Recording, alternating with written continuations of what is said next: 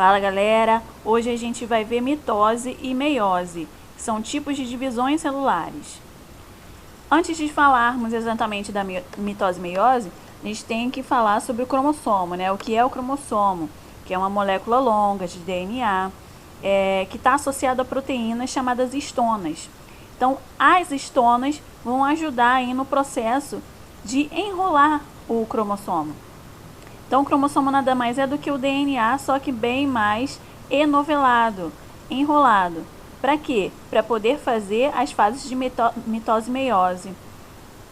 Para ficar mais fácil, para ficar mais organizado. E vocês vão ver como. Então, um cromossomo simples, ele tem 2 braços, né? Na verdade, poderia ser considerado um só, mas temos o centrômero no meio ou em uma das pontas, né? Depende aí da posição. Ele será considerado, o cromossomo será considerado com outro nome. Esse centrômero vai fazer a união quando o cromossomo estiver em forma dupla, né? Essa duplicação que ele faz, por mais que ele continue sendo um só, isso é importante na hora de fazermos os gametas, por exemplo, ou até de fazermos qualquer tipo de divisão celular, tanto mitose quanto meiose. Então aqui ele ficaria com 4 braços, né? O centrômero ali ligando essa duplicação, esse cromossomo. E essa daqui, ó, esse conjunto aqui, que seria um cromossomo só, né? Que não seria duplicado, ele se chama cromátide, tá? Uma cromátide e duas, a segunda cromátide aqui. Então, dependendo da posição do centrômero, os cromossomos serão chamados de forma diferente. Então, cromossomo metacêntrico, onde metade, né, meio, onde o centrômero fica no meio, unindo as duas cromátides. Submetacêntrico, um pouco mais acima. Acrocêntrico, bem mais acima. E bem no final, pode ser em cima ou embaixo, tá? Ele é chamado de telocêntrico. Os cromossomos homólogos, eles são referentes às mesmas características, tanto em um quanto em outro. Um proveniente do pai e outro proveniente da mãe. Então, nesse espacinho aqui em cima, de repente, está falando sobre cor de cabelo, nesse outro espacinho também. Só que um é proveniente de um pai seu e outro proveniente da mãe. Eu digo um pai seu, né, porque são chamados de pais, né? Então, um proveniente do pai e outro proveniente da mãe. A gente pode fazer representando dessa forma de desenho ou na forma deles mesmo, né? Como se fosse uma foto. Então, essa é uma célula diploide. Diploide porque temos 2 de cada tipo. E também é representado por 2N. N é a quantidade de cromossomos, vezes 2, tá? Quantidade de cromossomos, ó, um vermelho e um azul, vezes 2. Isso é muito importante. E também temos a célula haploide, que é um de cada, um cromossomo de cada, que é também representada como N. É uma célula haploide N. Assim são os gametas. Os gametas, espermatozoide ou ovócito, né, que vão fazer aí a fecundação, vão se unir. Cada gameta desse é haploide, é N. E eles vão se unir formando uma célula, um zigoto 2N. Então vamos lá. A maioria das células durante o ciclo vital, né, todo o ciclo de vida passa por 2 estágios. O estágio de intérfase e o período de divisão. Então a intérfase temos 3 fases. A fase G1 da intérfase, a fase S da intérfase e a fase G2. O resto, que seria a menor parte, é o período de divisão celular. O período G1, então, da intérfase, ele vai se caracterizar pelo reinício da síntese de RNA, de proteínas, logo depois que já fizeram uma divisão celular aqui na mitose, né? Nós vamos ver direitinho o que é mitose e meiose. Então, são sínteses de RNA e DNA que estavam interrompidas durante o período de mitose, que é o período M. Para que serve a mitose, pessoal? Serve para fazer divisões celulares iguais às células-mãe.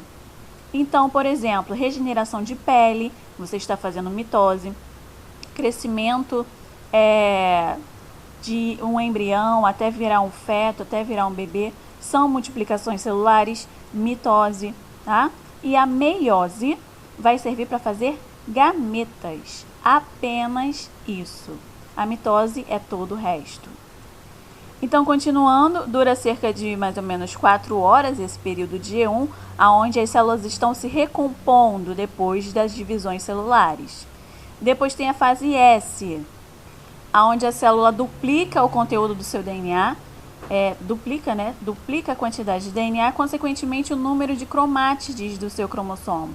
Então, quando era um cromossomo, duplicou, virou 2 cromátides ao invés de uma só. No período G1, cada cromossomo possuía uma cromátide.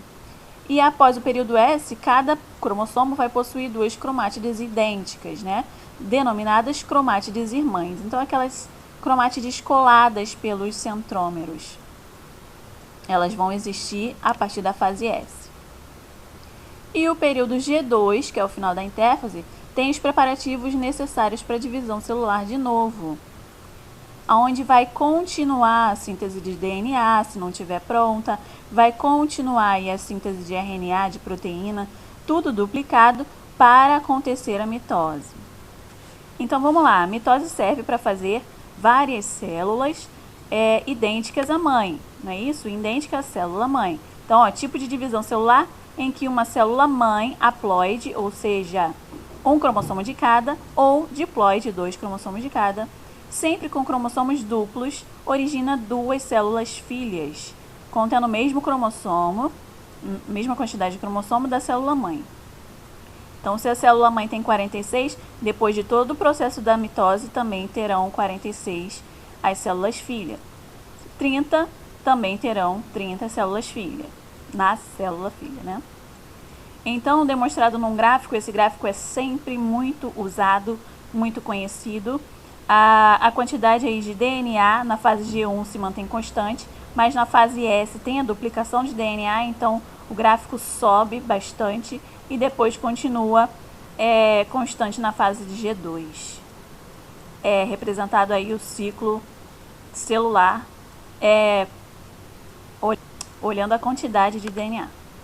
Então, a primeira fase da mitose é a prófase, que tem um envoltório nuclear, a carioteca sendo fragmentada, e aí o DNA começa a se misturar ali no citoplasma. O DNA vai começar a se condensar, formando os cromossomos. E tem o início da formação do fuso, Essas organelas aqui são chamadas de centríolos, que a gente já estudou, que vai ajudar na divisão celular. E aí, esses centríolos vai passar para as periferias das células, fazendo fusos, fazendo fibras, para depois conseguir puxar os cromossomos para as laterais. Mas, até então, está começando o fuso aí na prófase. A metáfase, os cromossomos já estão totalmente condensados e estão no meio, metade, meio, tá? Os centríolos já estão nas pontas, com os fusos ligados, com essas cordas, ligadas aí ao centrômero. Centrômero também liga as 2 cromátides, lembra? Na anáfase, os fusos realmente aí mostram para que veio, Então, eles vão puxar as cromátides irmãs, ou seja, aquelas cromátides vão se separar de onde elas estavam conectadas aí. Então, elas começam a ser puxadas para as laterais, juntamente, para chegar aí junto ao centríolo. Então, essa é a fase da anáfase. E fase telófase é onde já acontece aí o desnovelamento, a descondensação desses cromossomos, já está fazendo aí a citocinese, que é você quebrar aí o citoplasma, Você está fechando aí cada vez mais as células para fazer 2. Então, como nas fases aí antes da divisão, tiveram as duplicações dos cromossomos, exatamente para não faltar cromossomo nas duas células que já viriam aí a partir de uma só, tá? Se não tivesse duplicado, e a metade só dos cromossomos para cada uma. Então, as finalidades da mitose: crescimento, regeneração, cicatrização, formação de gametas em vegetais, formação de gametas em animais por partenogênese, ou seja, que não precisa de fecundação, divisões do zigoto durante o desenvolvimento embrionário. Então vamos lá, pessoal. Agora, meiose. Meiose serve para formar gametas. Então, o gameta feminino e o gameta masculino precisa passar por isso para ser formado, tá? Então, temos aí a primeira divisão, que passa por todas as fases, as mesmas fases da mitose, tá? E é chamado de divisão arreducional. Então, a gente representa por R e o pontinho de exclamação. A separação dos cromossomos homólogos, né? Que são aqueles que são dados as mesmas características. E depois que se faz aí a divisão celular, a primeira divisão, né, de fato, temos a segunda, que é equacional, que fica com a mesma quantidade de cromossomos. Então, a partir de uma, se forma 4. Então, vamos lá. A partir dessa, para se dividir em duas, já fez a primeira mitose. Agora tem que fazer a primeira meiose, desculpa. Agora se faz a segunda meiose. Então, todas aquelas etapas da mitose são feitas 2 vezes na meiose. Então, por exemplo, prófase, nesse caso, seria prófase 1, porque depois aqui vai acontecer a prófase 2. Então, temos aqui a etapa da meiose: prófase 1, metáfase 1, anáfase 1, telófase 1. Depois, a divisão equacional, deixando com a quantidade igual de cromossomos, a 2 para todas as outras etapas, né? As mesmas etapas. Pessoal, todas essas 5 fases que vocês estão vendo aí é característica da prófase 1, tá? Então, vamos dizer que aquela questão de falar sobre o início do condensamento, a separação dos centríolos para as laterais, tudo aquilo que a gente falou de forma resumida, temos 5 fases dentro da prófase 1, tá? Mas a gente não precisa gravar isso até então, no máximo para vestibulares. Então, no leptóteno, nós temos a separação dos centríolos. Zigóteno, nós temos emparelhamento dos cromossomos homólogos, aqueles cromossomos que são idênticos para as características, né? Paquíteno, também nós temos só aí emparelhamento também, o final do emparelhamento, né, desses cromossomos que estão aleatoriamente organizados.